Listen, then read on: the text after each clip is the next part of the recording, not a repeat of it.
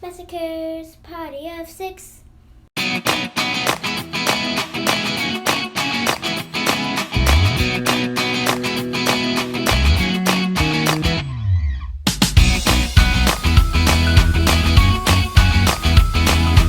This is the book we're gonna be reading. It's Pinocchio. Walt Disney's Pinocchio is the next book on Story Time with Dad. Let's begin. Ahem. Hello, my name is Jiminy Cricket. I never used to believe in the wishing star. Let me tell you why I changed my mind. It all started one night in a woodcarver's shop. The shop was owned by a kind man named Geppetto. Geppetto had made a puppet out of wood. It looked just like a little boy. Geppetto lived with his cat Figaro and his fish Cleo. Just a little more paint and he's finished, Geppetto told him. He painted on a smile. Then the old man smiled too. I have just the name for you, Geppetto said to the puppet. Pinocchio! Soon Geppetto was climbing into his warm bed. Suddenly he pointed to the brightest star in the sky. Look, Figaro, it's the wishing star. Geppetto made a wish. I wish that my little Pinocchio might become a real boy, he told the cat. Geppetto fell asleep and dreamed about having a real live son. Well, I didn't fall asleep, so I saw the blue fairy fly in through the window.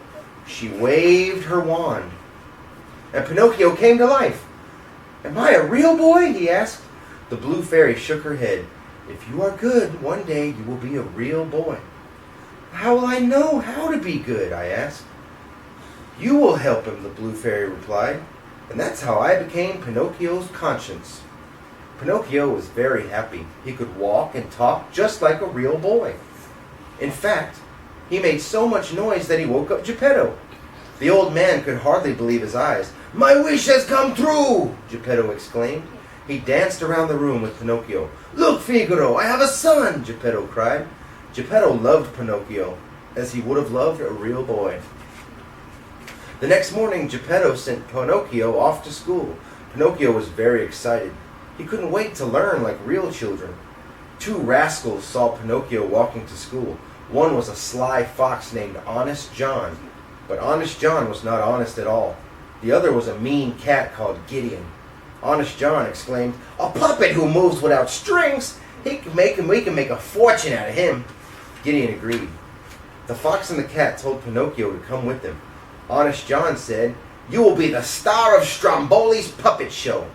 But I have to go to school, Pinocchio replied. Actors don't need school. Come with us. We'll show you the easy road to success, the sly fox promised. So Pinocchio went with Honest John and Gideon. I spent the day looking for Pinocchio and finally found him at Stromboli's puppet show. The show was just starting. Ladies and gentlemen, Stromboli announced, presenting the one and only puppet without strings. Pinocchio came out onto the stage and sang a funny song and danced with other puppets. The crowd clapped and threw gold coins. Pinocchio was a star. I thought Pinocchio didn't need me any longer, but I was wrong. Stromboli wouldn't let Pinocchio go home to Geppetto. Instead, he locked poor Pinocchio in a cage. You're going to make me lots of money, the greedy Stromboli told him. I saw Stromboli driving his wagon out of town, so I decided to say goodbye to Pinocchio. I found my friend in a cage. He was crying. He was sorry he hadn't gone to school. He wanted to go home. I tried to set Pinocchio free, but I couldn't open the lock. It seemed hopeless. Then Pinocchio saw the wishing star. In a twinkle, the blue fairy appeared. She asked Pinocchio what had happened. Pinocchio told her one lie after another. With each lie, his nose grew longer and longer and longer. Tell the truth, I begged Pinocchio. Finally he did. The blue fairy smiled and waved her wand, and Pinocchio's nose became short again, and he was free.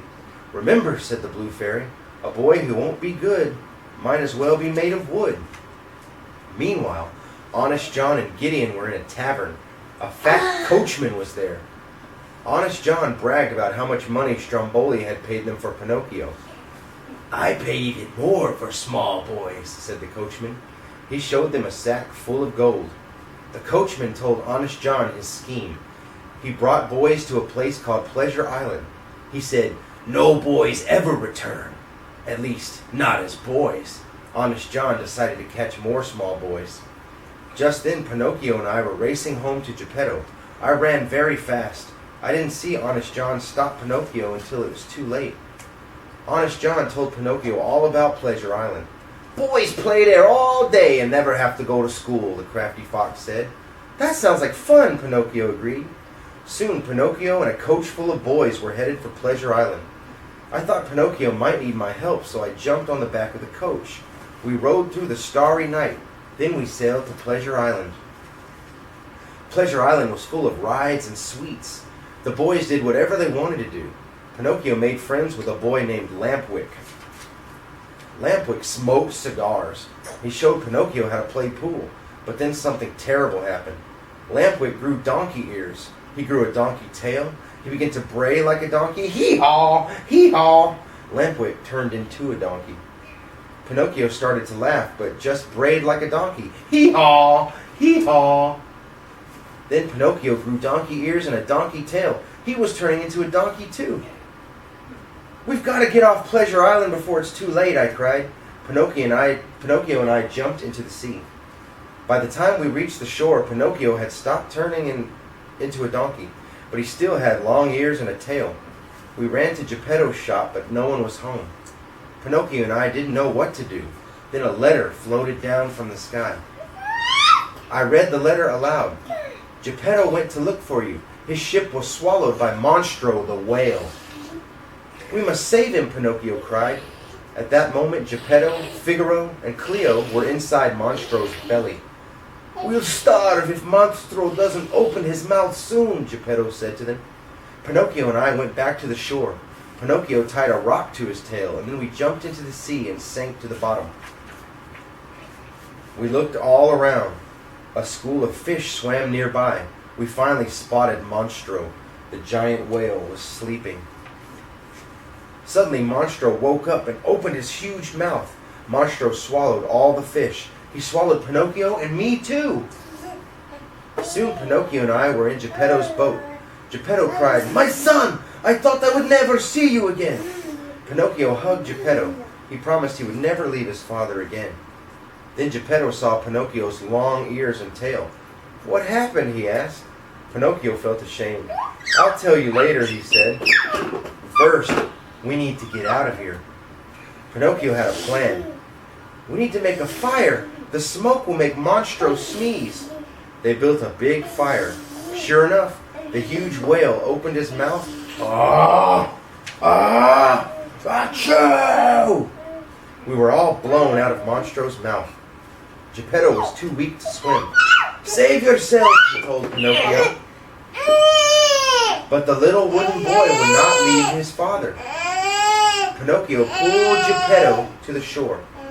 Geppetto woke up and found Pinocchio lying in the water. Pinocchio didn't move at all. Geppetto took Pinocchio home. He put the little wooden boy on his bed. Geppetto wept. "Goodbye, my brave son. You gave your life to save me." Suddenly a bright light shone around Pinocchio. His wooden limbs changed to real arms and legs. His eyes opened and Pinocchio was alive.